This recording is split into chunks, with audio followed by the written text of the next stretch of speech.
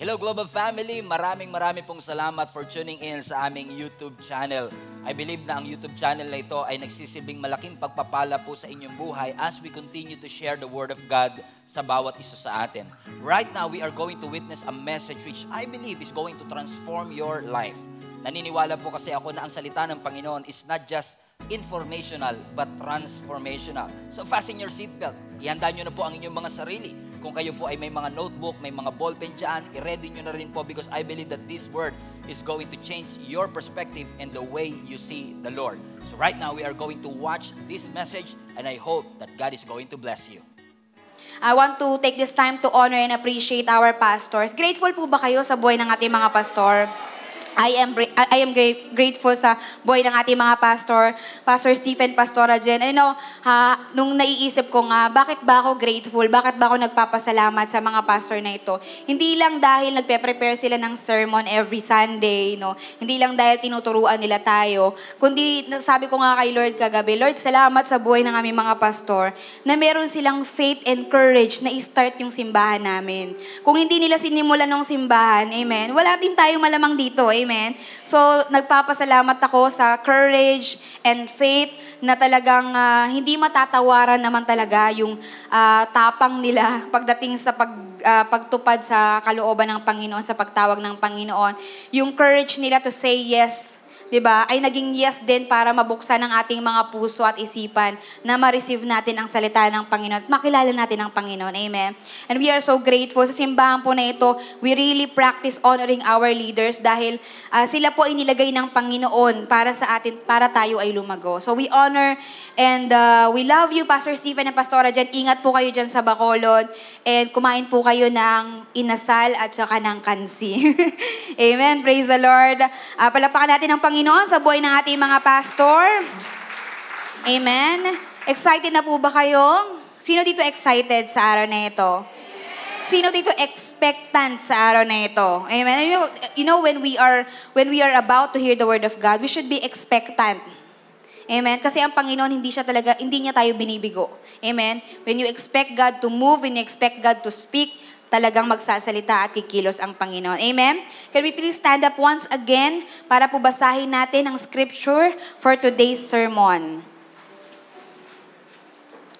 1 Thessalonians chapter 5 verse 18. Give thanks in all circumstances, for this is the will of God in Christ Jesus for you. One more time. Give thanks in all circumstances, for this is the will of God in Christ Jesus for you. Lord, marami pong salamat sa pagkakataon na kami po ay makakapakinig ng iyong salita. Panginoon, ang dalangin namin, buksan mo ang aming mga isipan, buksan mo ang aming mga puso, buksan mo ang aming mga spiritual ears, Lord God.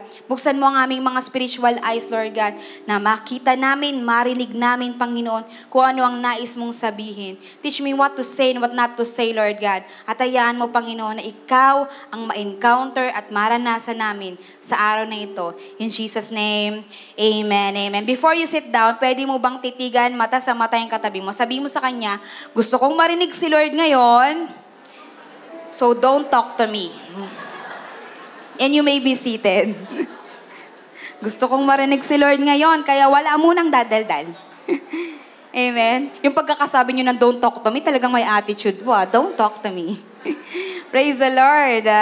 Isa pong karangalan na makapagbahagi ng kanyang salita ngayon, and I am excited to share the Word of God today. I entitled this message, Poison to a Grateful Heart. Poison to a grateful heart. Pwede niyo po bang ibulong sa katabi niyo, lason? Sabi mo sa kanya, lason. Hindi po siya yung lason ha, lason. Poison to a grateful heart. You know, I believe that he who forgets the language of gratitude can never be happy. Ang mga tao na hindi marunong magpasalamat ay hindi magiging masaya kailanman. If you are not grateful, you can never be happy. Ang isang taong hindi marunong magpasalamat at hindi grateful sa mga pagpapalang binibigay ng Panginoon ay hindi po magiging masaya. Sabi sa verse na binasa natin kanina, 1 Thessalonians, give thanks in all circumstances, for it is the will of Christ Jesus for you. Ang sinasabi po ng salita ng Panginoon, di ba, na magpasalamat daw po tayo sa lahat ng circumstances. sa lahat ng mga pangyayari, sa lahat ng mga sitwasyon o estado ng ating buhay. No, let's remain faithful in trusting the Lord.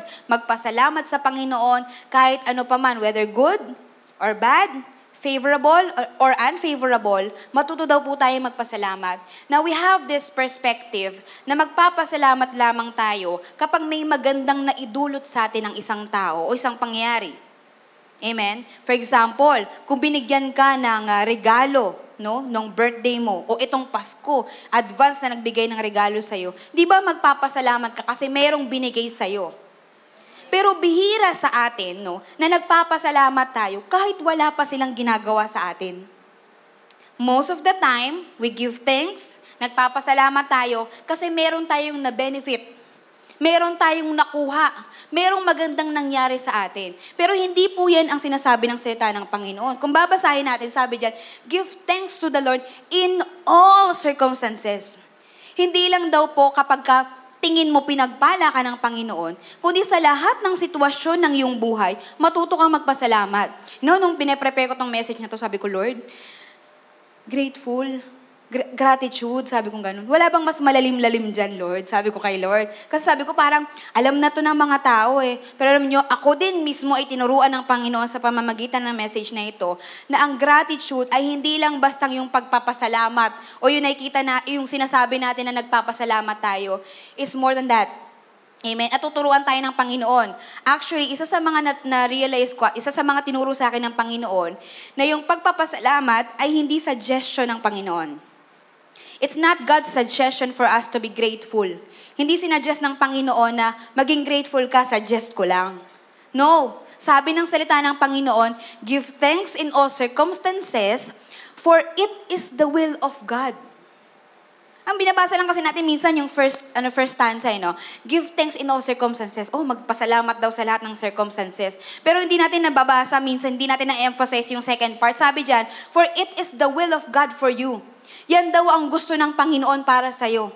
Na lagi kang magpasalamat, na magkaroon ka ng grateful heart, na magkaroon ka ng pusong nagpapasalamat. Hindi sinasuggest sa'yo ng Panginoon na maging mapagpasalamat ka. Sinasabi sa'yo ng Panginoon, ang kalooban ko sa'yo, anak, maging mapagpasalamat ka. Magkaiba po yun. Magkaiba kasi yung suggestion lang sa'yo. Kung gusto mo, kasi pag suggestion, kung gusto mo o ayaw mo, nasa sa'yo. Amen? Pero pag sinabi, ito ang will ng Panginoon, ibig sabihin, ito talaga ang gusto ng Panginoon. Na magkaroon ka. Grateful heart. Now, many of you maybe sasabihin nyo, Pastor Allen, grateful naman ako. Nung pinagpe-pray ko nga rin to, sabi ko kay Lord, Lord, grateful naman ako. Nagpapasalamat ako sa lahat ng pagpapala mo sa akin. Pero nyo, narinig ko talaga ang Panginoon. Sabi ng Panginoon, hindi lagi, anak. Hindi lagi. Maybe nagpapasalamat tayo kapag may magandang nangyayari sa atin. O maybe nagpapasalamat tayo kapag all is well in our lives. Pero what about kung hindi na maganda ang nangyayari sa atin? What about hindi masaya ang Pasko mo ngayon? What about nag-break kayo, magpapasko na, nag-break pa kayo? What about nalaman mo na yung anak mo nagbubulakbol, magpapasko pa naman? Grateful ka pa rin ba? Nagpapasalamat ka pa rin ba? You know what? It is God's desire for us that we give thanks in all circumstances. Ang sabi ng Bible, hindi sinabi ng Bible na we give thanks for all circumstances. Rather, ang sinabi na maging thankful tayo, maging grateful tayo in all circumstances. Iba kasi yung for all sa in all circumstances. Pag sinabi mo kasing for all circumstances, ibig sabihin, pag nagkasakit ka, ay salamat nagkasakit ako. Ay, salamat na nakawan ako. Ay, salamat wala akong pamasko. Hindi yun eh. Ang sinasabi ng Bible, in all circumstances, ibig sabihin, in the middle of trials, in the middle of all circumstances, we give thanks. Na kahit may sakit ka, nagpapasalamat ka, hindi dahil nagkasakit ka, kundi nagpapasalamat ka kasi, I have a healer. I have a Jehovah Rapha na magpapagaling sa akin. Amen? And God is teaching us right now to have this attitude of gratitude. Alam niyo po, ang mga Kristiyano, ang dapat na pinakamapagpasalamat na tao sa buong mundo. Why? Tayo ang naka-witness. Tayo ang natututo kung ano ang ginawa ng Panginoon sa atin. But most of the time, to be honest, tayo pa ang mga reklamador. Sabi mo sa katabi mo, kumapit ka. Wala, kumapit lang po. By the way, kung hindi nyo po na-share ang experience na ito, i-click nyo lang po yung share button para mas maka-reach out tayo ng mas maraming tao. Amen? You know, ang every situation ng ating buhay, kailangan natin yan makita as an opportunity to express our gratitude to God. How many among you are grateful to God? Taas po kamay. Even sa chat, raise an emoji, lahat ng mga grateful sa Panginoon. You know, we are grateful, but most of the time, we are not expressing our gratitude to God. Or, minsan, ang sinasabi natin, we are grateful, pero yung in reality ng ginagawa natin, we are not. Now, madaling magpasalamat kapag magandang nangyayari.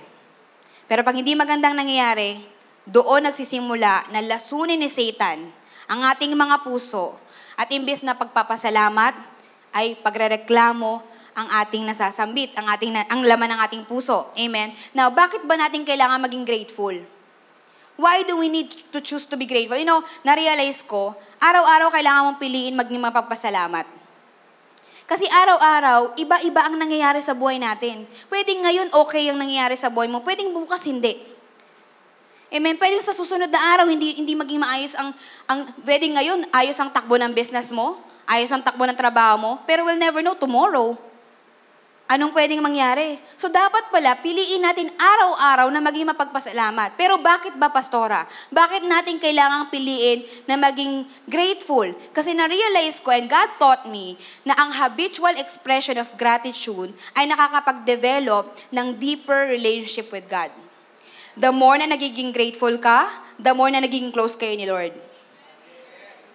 The more na ine-express mo yung pasasalamat mo sa Panginoon, the more na nagiging grateful ka sa buhay na binigay ng Panginoon, yung relationship nyo ni Lord, mas lumalalim. Kasi alam niyo po, ang opposite ng pagpapasalamat, pagrereklamo. Alam niyo po, isa yan sa mga pinakaayaw kong kasamang tao. Yung reklamador. Kayo din po ba ayaw nyo kasama yung mga reklamador? Yung pag umulan, ano ba yan? Umuulan. Pag naman umaraw, ano ba yan? Ang init-init. Hindi alam ng panahon kung saan siya lulugar sa'yo. Amen? May mga ganyan tao eh. Ano man ang mangyari, laging may reklamo. No? Minsan, hindi na alam ng Diyos kung anong ibibigay sa'yo. Kasi pagka binigyan ka ng boyfriend, hindi ka man lang pasalamat, sabi mo, ano ba yan? Hindi mayaman. Ano ba yan? Hindi gwapo. Pagka naman hindi ka binibigyan ng boyfriend, ano ba yan, Lord? Mawawalan ako sa kalendaryo, hindi pa rin ako binibigyan. Amen? Pagka sinabi mo, umuwi yung anak mo, may dalang report card, nakita mo, yung mga grade ng anak mo, 85. Tinanong mo, anong top mo? Wala akong top. Ano ba yan? Wala kang top. Pag nabubulakbol na naman, ano ba yan? Nagbubulakbol. Hindi na maintindihan. Amen? Because I realize that most of us, bilang mga tao, likas sa atin na magreklamo po. Tayo ay mga reklamador, dor. That's true. You know what? Sometimes sabi lang natin, hindi ako reklamador, Pastora, hindi po ako mapagpasalamat po ako. Pero kung mamatyagan nating maigi ang ating pang-araw-araw na buhay, minsan mas lamang yung reklamo kaysa sa pasasalamat. And God is telling us right now, God wants you to have a grateful heart. Ayaw ng Panginoon na ang puso mo ay punong-puno ng pagrereklamo. Napakadaming ginawa ng Panginoon na mabuti. You know what? Sa 10 ginawa ng Diyos na mabuti, mas na-emphasize natin yung isang bagay na hindi maganda at nakakairita sa atin. Amen? Kaninang umaga po, kasi nag-prepare po ako ng 2 sermon for today. Hanggang kagabi, nagpe-pray ako kay Lord. Lord, ano ba yung ipipreach ko? Parang nagbabattle sa puso ko kung ano yung ipipreach ko.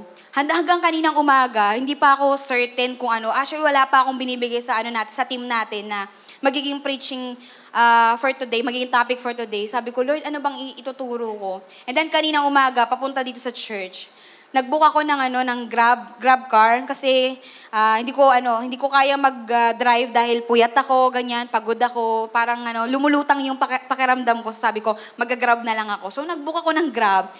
Thank God, no? Isang click lang, may susundo na sa'yo. Amen? Kung wala man nagsusundo sa'yo, wala ka man jowa, mag-grab ka na lang para may susundo sa'yo.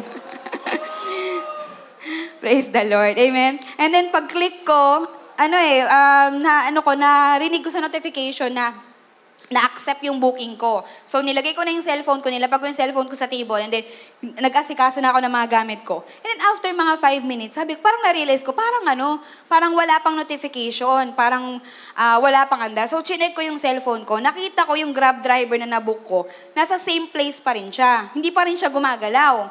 So, sabi ko, ba't kaya? Iniisip ko, baka traffic or may accident. Kasi minsan ganyan, di ba? May aksidente, whatever. So, binigyan ko pa ng chance. Nilapag ulit yung phone ko, ginawa ko ulit, nag-asikaso ulit ako ng sarili ko. Siguro mga after 10 minutes, sabi ko, parang wala pa ding notification. Chinek ko ulit yung phone ko, pagka-check ko, nandun pa rin siya sa same place. Hindi pa rin siya gumagalaw. So, 15 minutes na ako nag-aantay, wala pa rin, hindi pa rin siya gumagalaw. In-accept niya na yung booking ko. So, ang tendency is for me to cancel it, ganyan, or aantayin ko siya. So, ginawa ko, tinawagan ko siya kasi baka malate na ako sa call time. So, sabi ko, tinawagan ko siya. So, ako, ang nice ko kasi Sunday. Pastor ako, kailangan mabait ako, di ba? So, tinawagan ko siya. Sabi ko, hello sir. Sabi ko gano'n. Napansin ko po sa map na hindi po kayo nag-move. Sabi ko, ano po ba, kamusta po ba, na-accident? Traffic po ba, na-aksidente po ba kayo? And then, yung ang ganda-gandang mood ko, napalitan talaga ng mas magandang mood. Nung narinig ko yung sagot niya, alam mo, sabi niya sa akin, ay ma'am, kumakain pa kasi ako eh. Nagulat ako ngayon. So, kasalanan ko ba? Ba't parang kasalanan? Sabi niya, hindi pa kasi ako kumakain eh. Sabi niya gano'n eh. Kumain muna ako dito sa may Bansanangin. Sabi niya gano'n. O sabi ko naman, bakit parang sa isip ko ba, ba't in-accept mo yung booking ko? Diba? Sana hindi mo na lang in-accept kasi hindi ka pa pala ready. Di ba? Sana hindi mo na lang in-accept, di ka pa pala ready, di ba? Sa iba yung meaning nun eh. Kayo talaga. So sabi ko, nagtitimpi ako kasi preacher ako today eh. Sabi ko, Lord, ayoko maging masama ngayon eh. Sabi ko ganyan. Eh syempre tayo, di ba? Parang ang thinking ko, biruin mo, puyat ako, ilang oras lang ang tulog ko. Di ba? Parang yung, kaya nga ako nag-grab para sa comfort, convenience, ganyan. Tapos ito yung sasagot. So sabi ko na lang sa kanya, no? So paano po? Anong ganap? Anong gagawin natin? Parang ganon. Sabi niya, antayin mo na lang kasi matatapos naman na ako. Sabi ko talaga, grabe talaga. No? Sana hindi naman siya nanonood, ano? Pero kung nanonood man, napatawad na kita. So sabi ko, syempre naglalaban yung yung karapatang pantao mo, yung ganyan. I was thinking na ire-report ko siya sa Grab. Pagkababa ko ng tawag, I was thinking na ire-report ko siya sa Grab kasi hindi appropriate yung manners niya, ganyan. So sabi ko, ika-cancel ko, tapos ire-report ko siya. Pero alam nyo, nung pagbaba ko ng phone, I really hear God na kinausap talaga ako ng Panginoon. Kasi frustrated na ako eh. Ang tagal ko na nag-aantay, tapos gusto niya pa akong pag-antayin ulit. Alam mo, narinig ko ang Panginoon, sabi ng Panginoon sa akin, masyado kang frustrated dyan sa nangyari sa Grab na yan. Hindi mo ba na-realize na magpasalamat kasi meron kang pamasahe, pambayad sa Grab? Alam mo, all of a sudden, para akong binuhusan ng malamig na tubig, na na-realize ko na, oo nga, I'm too focused on the things na hindi naging maayos. Hindi naging umayon sa akin. Nakalimutan ko magpasalamat na meron akong pambayad sa Grab. Na in one click, kaya kong pumunta sa church. Naalala ko bigla yung mga times na kailangan ko pang pumili ng mahaba para makapag-transport papunta sa church. Naalala ko pa yung mga moment bigla na nakikipagsiksikan ako sa bus. Yung halos magkapalitan na kayo ng mukha. Dahil isisiksik mo yung sarili mo sa hirap ng transportation. And now I forgot to be grateful na meron akong pang-Grab. Just because hindi naging maayos yung naging sitwasyon. And then alam nyo, dahil sa sinabi ng Panginoon sa akin, para akong biglang bumait. Suddenly, there's something inside of me na hindi ko maintindihan. Alam niyo, nung pagsakay ko sa Grab, hindi ko siya sinigawan, hindi ko siya pinagalitan. Sabi ko pa sa ay, sir, hindi pa pupula kayo kumain. Oo nga, mami, sabi niya ganun, maaga kasi. Nakapag-small talk pa kami. Praise God. Alam niyo, habang bumabiyahe kami, small talk, ganyan, dumadaan ako sa EDSA, na-realize ko lahat ng mga blessing ng Panginoon sa akin na hindi ko na ipagpapasalamat. That sometimes we are too focused on the disappointment, sa mga bagay na hindi magandang nangyayari sa atin. We forgot to be grateful sa lahat ng ginagawa ng Panginoon sa atin. Sometimes the smallest blessing, yun ang pinakamahirap ipagpasalamat kasi hindi natin nakikita. But God is reminding us right now. God is reminding us right now. Maliit o malaking bagay na binigay ng Panginoon sa'yo, ipagpasalamat mo, kapatid. Kasi hindi lahat ng tao na nagkakaroon ng opportunity na maranasan yung nararanasan mo. You know, nung Friday, kumakain kami ni Gab, tsaka ng husband ko, tsaka ni Kumi, yung baby namin, sa isang restaurant sa SM. Tapos, family day lang kami. And then, habang tinitingnan ko yung mga taong dumadaan, suddenly, parang, na-realize ko lang, na sabi ko bigla kay Gab, grabe no, thank you Lord, sabi ko sa kanya. Kasi ngayon, kaya ko nang bumili ng cake kahit hindi ko birthday. Kaya ko nang kumain, kayo din po ba? Kaya nyo nang kumain ng cake kahit hindi nyo birthday? Amen? Kaya mo nang gawin, mas komportable na yung buhay mo. And sometimes, hindi natin yung napapagpasalamat sa Panginoon. We're too focused on the goal. Focus mo, kailangan magkaroon ako nito, magkaroon ako niyan, ipagpalain ako ng Panginoon. Nakalimutan mong pasalamatan ng Panginoon sa mga pinagpala ka na niya. You're always asking, pagpalain mo ako, Lord, bigyan mo ako nito, bigyan mo ako niyan. Nakalimutan mong ipagpasalamat yung mga binigay niya na. Amen? And God is teaching us right now to be grateful in all circumstances. Sa lahat ng sitwasyon ng buhay natin, maging mapagpasalamat tayo sa Panginoon. Because I realize that gratefulness is a habit that can be developed. Ang gratefulness, habit po yan. The same with pagrereklamo.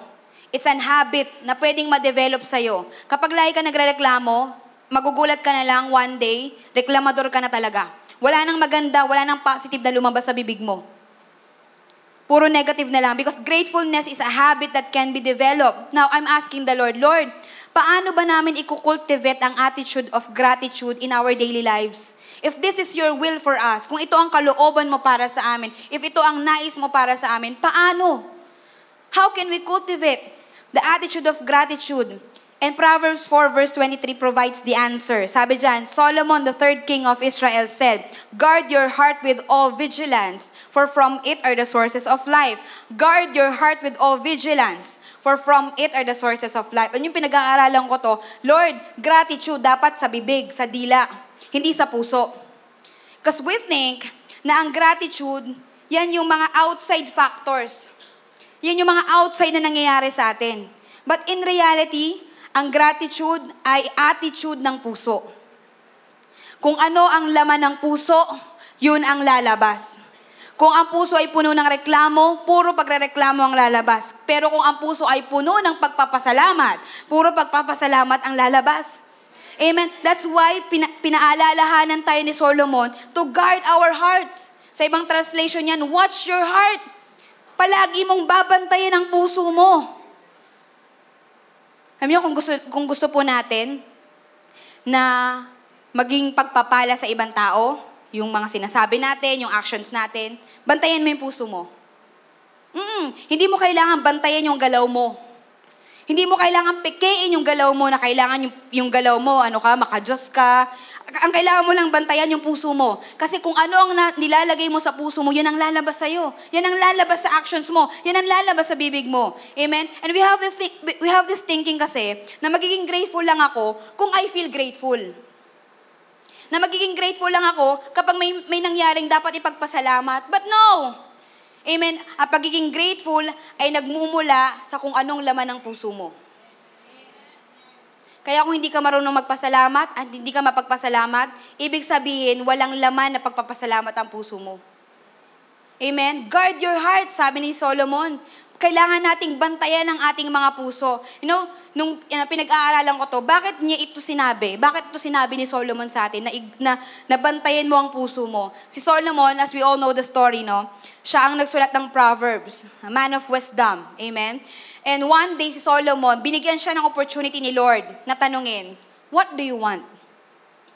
What do you need? Kung kayo po ang tatanungin ni Lord, anong gusto mo, anak? Siguro ako, Lord, $100 million. Hindi peso, dollar. Amen? Siguro kung ako, Lord, siguro maging kasing sikat ako ng pinakasikat sa Pilipinas o sa buong mundo para maging mayaman ako. Amen? Pero alam niyo, si King Solomon, hindi pera, hindi katanyagan, hindi fame, hindi niya, kasi pwede niyang i-ask kay Lord na, Lord, sige, gawin mo na lang, mananalo ko lagi sa mga kaaway ko. Amen? Hindi yun ang hiniling niya. Hindi niya hiniling yung para sa sarili niya. Alam niyo kung ano hiniling niya? Wisdom. And dati, akala ko lang bastang wisdom lang ang hiningi ni Solomon for himself. Na humingi siya ng wisdom para maging matalino siya. Pero yun, nung binabasa ko yung verse, ang sabi doon, na i-grant ng Lord ng wisdom niya so that I would be able to judge and lead the Israelites in a proper manner. Ibig sabihin, hiningi niya yung wisdom, hindi para sa sarili niya. Hiningi niya yung wisdom para matulungan niya yung mga Israelites, matulungan niya yung mga tao ng Diyos, matulungan niya yung iba. Amen? Ito ang nagagawa ng kontentong puso. When you are contented, kapag kontento ang puso mo, magiging selfless ka. Kapag grateful ka, hindi mo iisipin yung sarili mong kapakanan. Ang iisipin mo lagi, yung kapakanan ng mga tao sa paligid mo. At ang ikasisiyan ng Diyos na meron ka. Amen. Si Solomon, kaya niya sinabi, kung gusto nyo na magkaroon ng grateful heart, kailangan mong bantayan ang puso mo. Kasi kapag binantayan mo ang puso mo at ang puso mo natutong makontento, pag ang puso mo natutong makontento, magiging masaya ka. Amen? Kaya si King Solomon sinabi niya, bantayan niyo ang puso niyo. Hindi niya sinabing bantayan mo ang dila mo. Sinabi niya, bantayan mo ang puso mo. Kasi kung ano ang nasa puso mo, tiyak yun ang lalabas sa'yo. Amen? Sabi mo nga sa katabi mo, bantayan mo yung puso mo. Amen? And God taught me that when you are contented, you are grateful. And when you are grateful, you are happy. When you are contented, you are grateful. And when you are grateful, you are happy. Amen? And one thing also na tinuro sa akin ng Panginoon is the expression of gratitude does not begin with words. Akala natin kasi pagpapasalamat, gratitude, it's about words. Sasabihin ng bibig mo. But in reality, our words may express it, but it actually begins in the heart. Sa puso pa rin, nagmumula. Kaya ang paalala ng Panginoon sa atin, if you want na magkaroon ka at mapanatili yung gratitude sa puso mo, magkaroon ka ng grateful heart, guard your heart. Amen? Galatians chapter 6 verse 9, and let us not grow weary of doing good, for in due season we will reap if we do not give up. Occasionally, napapagod po tayo na gumawa ng mabuti. Sa totoo naman talaga Lalo kapag yung mga tao sa paligid mo hindi nagiging mabuti sa iyo. Nakakapagod maging mabuti. Nakakapagod maging mapagpasalamat kapag yung mga tao nasa paligid mo lagi nagrereklamo. Totoo po yan. Yung minsan, di ba, kapag dati naalala ko nung nagtatrabaho pa ako, yung parang okay ka naman sa kumpanya, pero pag naririnig mo yung mga katrabaho mo na nagrereklamo, magrereklamo ka na rin Right? Kaya pinapaalala sa atin ng Panginoon, huwag kang mapapagod na gumawa ng mabuti. Huwag kang mapapagod na magpasalamat sa Panginoon. For in due season, sabi dyan, we will reap. Aanihin po natin ang lahat ng ating tinanim. Ang buhay natin dito para po tayo nagtatanim. Ang buhay natin sa mundo para tayo nagtatanim. Everyday para ka nagtatanim. Kung anong tinanim mo, yun ang aanihin mo. Kung nagtanim ka ng galit, galit ang aanihin mo. Kung nagtanim ka ng pagmamahal, pagmamahal ang aanihin mo. Kung nagtanim ka ng pagpapasalamat, pagpapala ang mararanasan mo. Pero kung nagtanim ka ng pagrereklamo, curse ang matatanggap mo. That's why God is telling us right now, huwag kang mapagod na magpasalamat. Minsan tayo, kapag hindi nangyayari yung mga gusto natin, yung prayer request natin, 10 years ko ng prayer request, pastora, hindi pa rin natutupad hanggang ngayon. Napapagod tayo We stop believing. We stop doing good. Amen? We stop being grateful sa pagpapala ng Panginoon, sa buhay na binigay ng Panginoon. And God is telling us, huwag kang mapagod. Continue doing good, for in due season, we will reap what we sow. Pero alam nyo, sabi ko dyan na, Lord, okay, kung hindi kami mapapagod, we will reap what we sow. Sabi ko, Lord, minsan naman, di ba, hindi naman ako napapagod Hindi naman ako nagrereklamo. Pero bakit wala pa rin yung reaping? Wala pa rin yung pag-ani? Nakalimutan ko yung last part ng verse. Sabi dyan, if we do not give up, you will reap. Let us not grow weary of doing good, for in due season we will reap if we do not give up. Kapatid, Kapatid, kung sumuko ka na magpasalamat sa Panginoon sa mga bagay na hinihiling mo sa Panginoon, hindi mo talaga yung makakamtan. Kasi ang kailangan ng Panginoon, you do not give up. Now, there's one story sa aming family. Very evident ito sa sa memory ko. And I really experienced God moving in our family nung time na yon. As we all know, Tatay Larry, Pastor Larry, nandyan siya sa likod. Yung father po namin, by the way, kapatid ko po si Pastor Stephen. Kasama po kasi siya sa kwento, kaya sasabihin ko lang. So, si Pastor Larry, as we all know, nag-full-time siya sa ministry.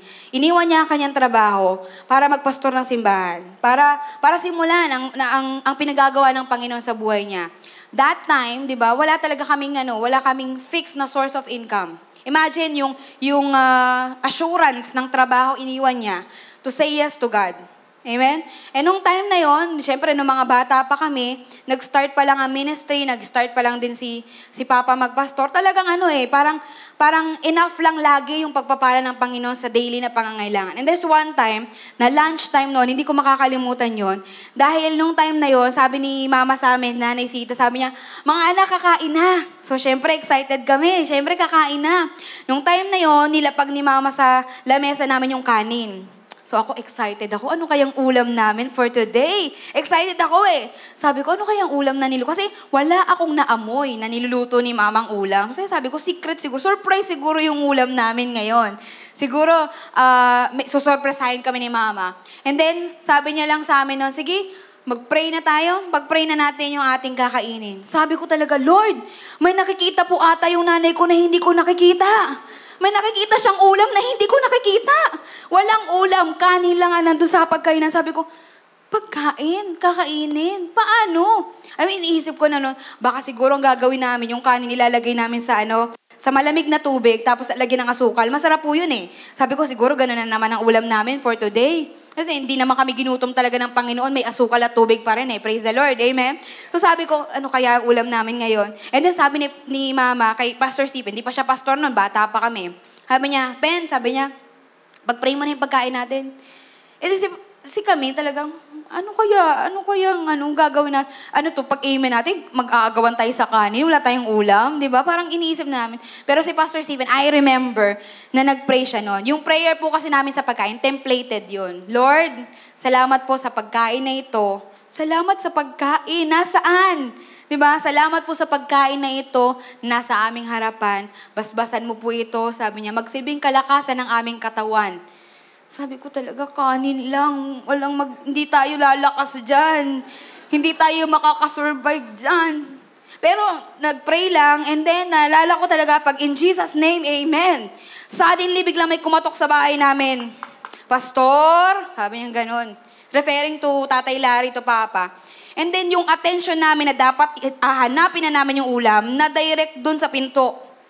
And then, si Mama, naalala ko, binuksan niya yung pinto, sabi, nasan po si Pastor Larry? Sabi, wala po, humayo po siya. Sabi niya, nag-evangelize po. Sabi niya, ito po kasi, galing po akong fishing, namingwit po ako. At sabi po ni Lord sa akin, habang nag-fishing ako, ibigay ko daw po sa inyo itong mga napamingwit ko.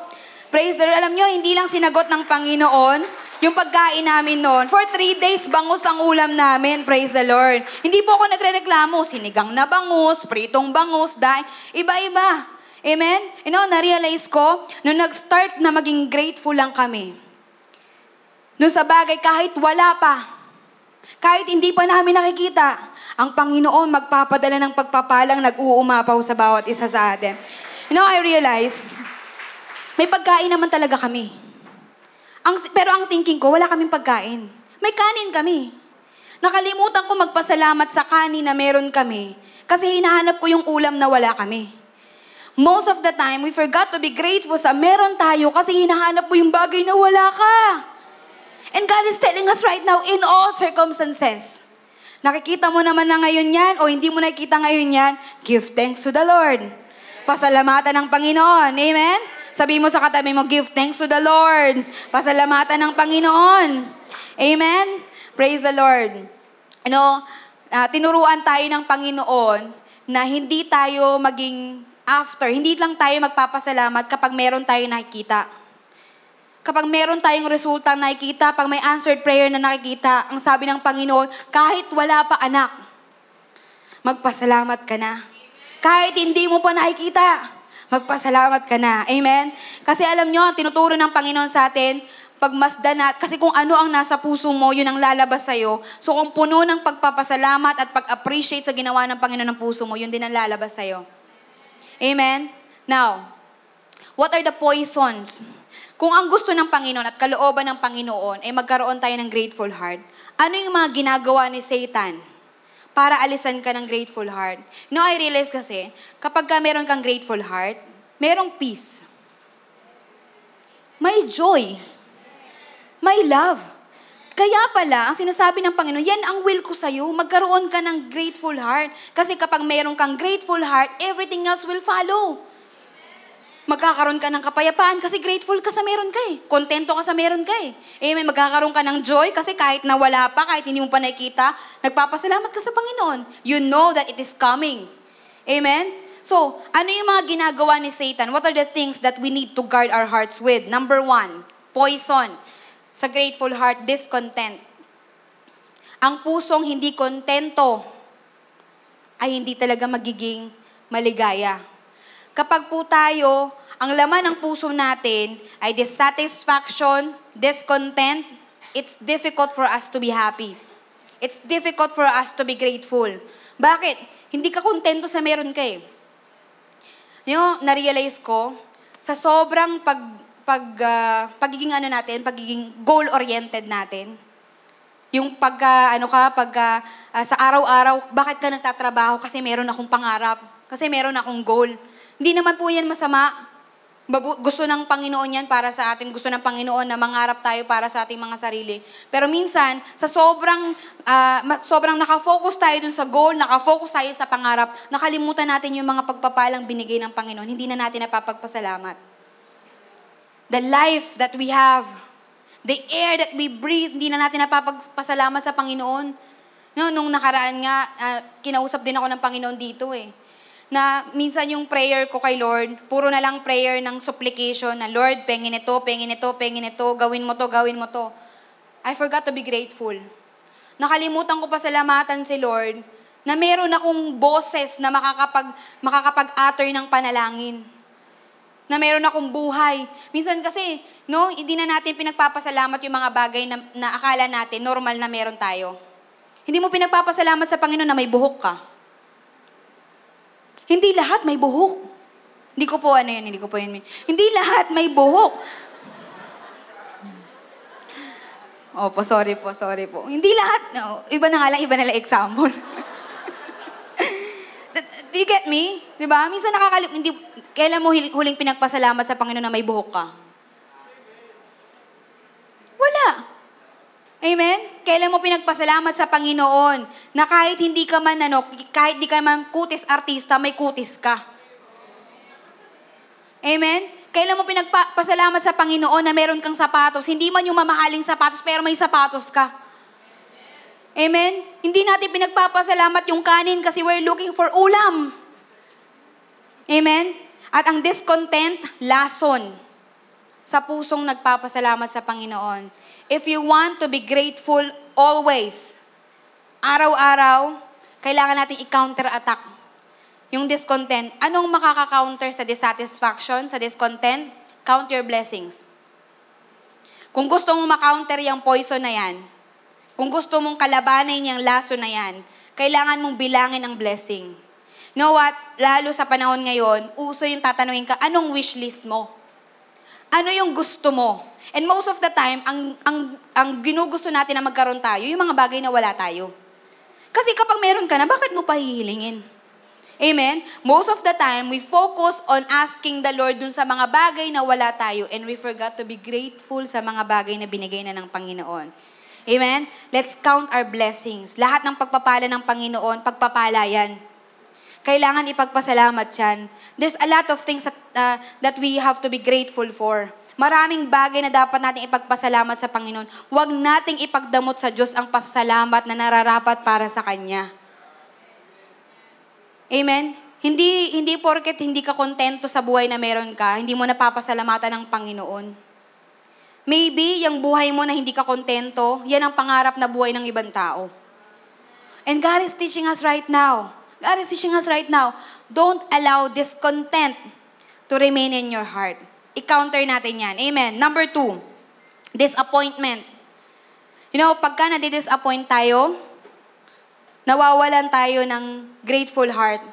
Kapag ka nadi-disappoint tayo sa tao, nakakalimutan natin magpasalamat. Kapag ka na-disappoint tayo sa sitwasyon, nakakalimutan natin magpasalamat. Amen. Sino po dito naranasan nyo na nabigyan kayo ng regalo na hindi nyo gusto? Umamay na po kayo, tayo-tayo naman dito eh. Di ba? Naranasan nyo na po ba? May niregalo sa inyo, hindi nyo gusto yung regalo. Maging honest lang tayo. Kasi bibigyan ka ng picture frame, ang dami-dami ko ng picture. Digital na ngayon, hindi ko na magagamit yung picture frame. Right? May mga nireregalo sa atin sometimes na hindi natin gusto eh. Amen? Hindi na, lalo kapag ngayon usong-uso yung exchange gift, no? Delikado nga yung mga exchange gift na yan eh. Nagkakasamaan ng loob eh sa mga exchange gift eh. Siyempre, na-expect mo gagandahan yung regalo sa'yo, di ba? Bongga yung regalo sa'yo. Tapos makikita mo, GC lang, gift check lang. Hindi man lang pinaghandaan. Disappointment. And minsan, di ba, kapag hindi natin gusto yung na-receive natin, hindi tayo nagpapasalamat. Kapag hindi mo gusto yung dumating sa'yo, hindi ka nagpapasalamat sa Panginoon. That is poison to a grateful heart. And God is telling us right now, na kahit pa man ma-disappoint ka, kahit hindi pa man yung gusto mo ang ma-receive mo, you should be grateful. Bakit? At least binigyan ka, at least meron ka. Amen? Hindi lahat ng tao may opportunity. For example, kailan nyo po huling pinagpasalamat na meron tayong simbahan at nakakaupo po kayo ng malaya dyan, na hindi kayo hinuhuli ng mga pulis? Hindi tayo nagpapasalamat, no? Kasi hindi natin alam na sa ibang bansa, bawal ang mga ganitong gathering. Bawal nga isigaw yung Jesus eh. Sa ibang bansa, bawal. Huhulihin yung mga pastor kapag nalaman na nagkakaroon ng born-again Christian na gathering. Amen? And minsan, hindi natin pinagpapasalamat kasi akala natin, normal lang naman. But God is telling us right now, don't allow that poison to penetrate in your heart. Learn to be grateful. Number 3, disillusionment.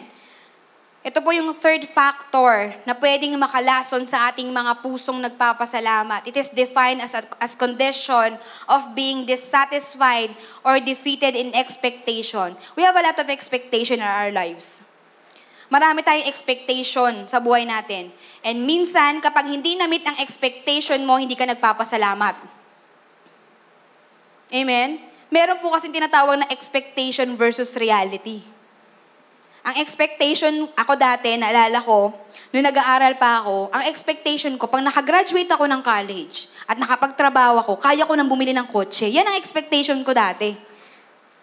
Eh, anong reality? Kahit nga pamasahin mo sa jeep, paghihirapan mo. Amen? Now, minsan, dahil na ang expectation ko, pag nakatapos ako ng pag-aaral, makakabili ako ng kotse, pero dahil may delusionment, pero dahil hindi na-meet yung expectation ko, nakalimutan ko ipagpasalamat sa Panginoon yung mga bagay na meron ako. Amen? Let's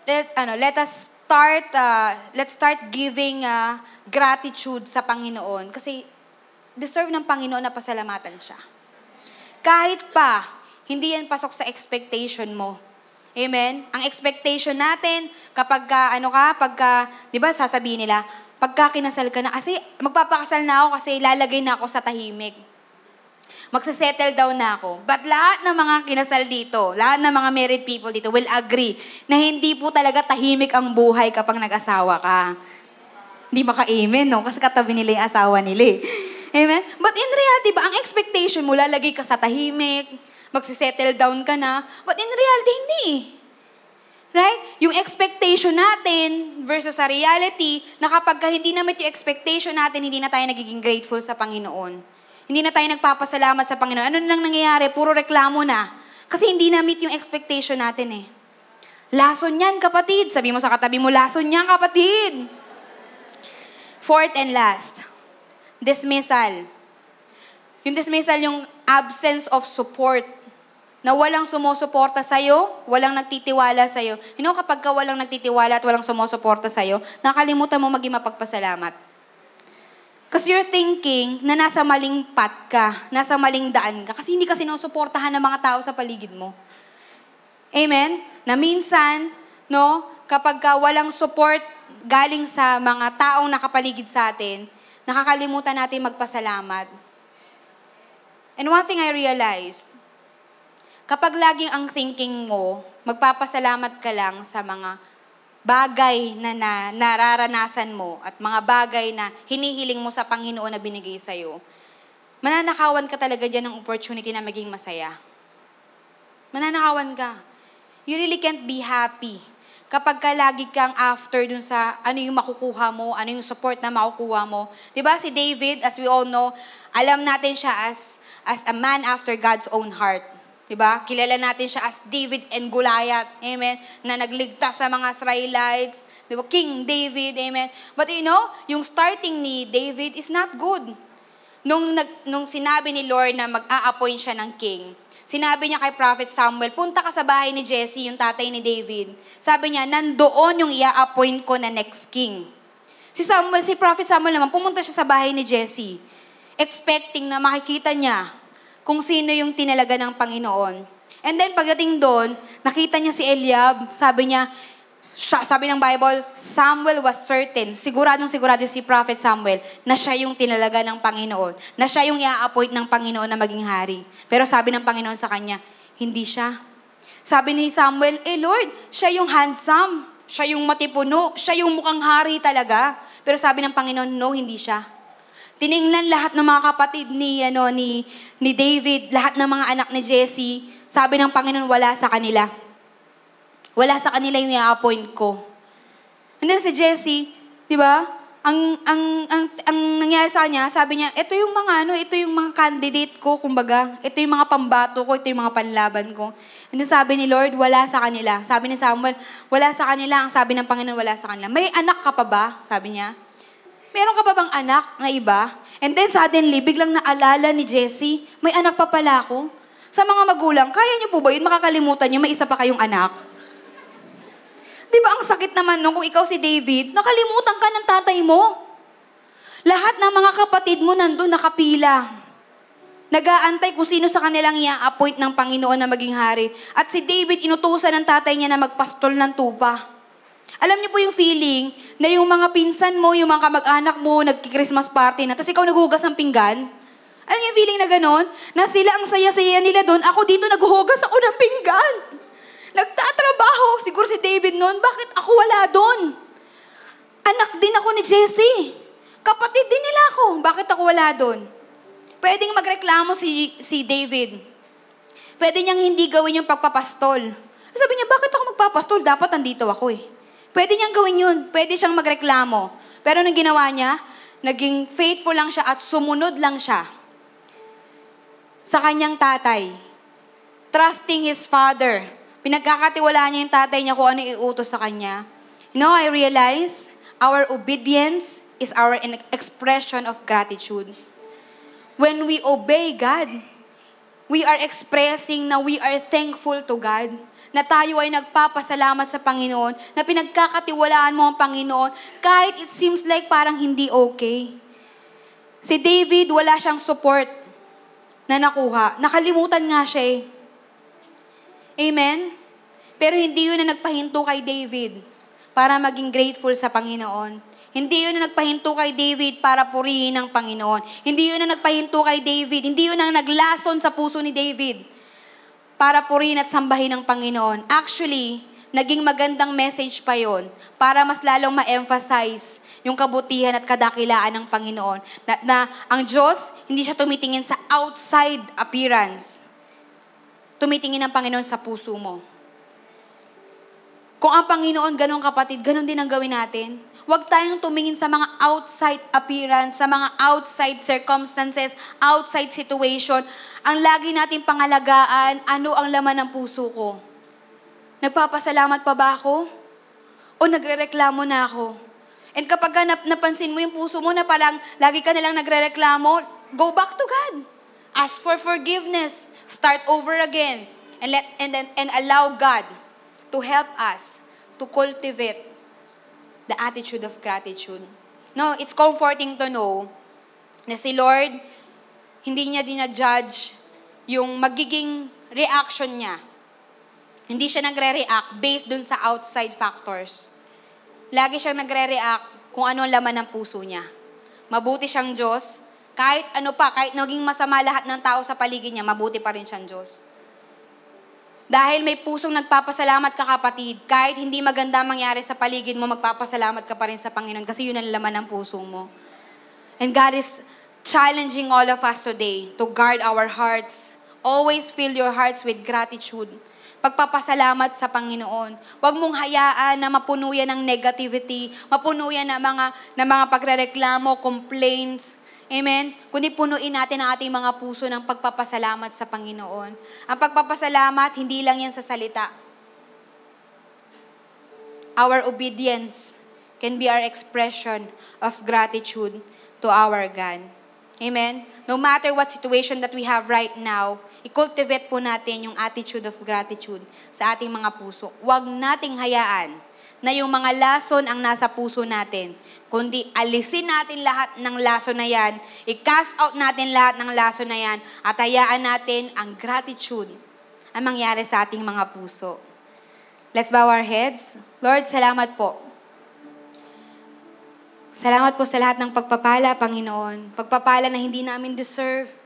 Pagpapala, Panginoon, na binibigay mo sa amin, Panginoon, kahit hindi kami faithful.